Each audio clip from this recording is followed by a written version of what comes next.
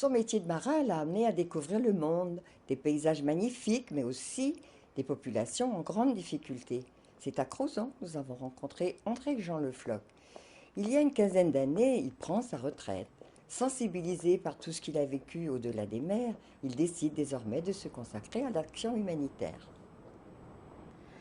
André Jean, à partir de quel moment dans votre vie avez-vous eu le désir de venir en aide aux autres?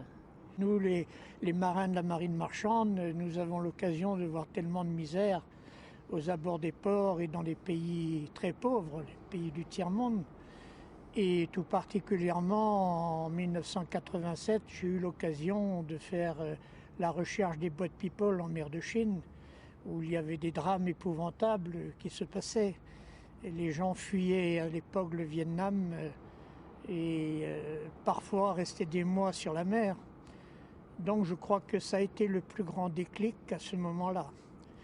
Et puis alors, par la suite, lorsque j'ai pris ma retraite en 1991, tout naturellement, j'ai adhéré à une association Agir des retraités bénévoles et on a commencé à faire des actions humanitaires un peu partout. Alors j'ai été emmené à aller en Tanzanie, chez les Pères Blancs, pour une association qui s'appelle Utume wa Bahari, c'est-à-dire les jeunes pêcheurs de Tanzanie. Et ça a été ma première mission humanitaire.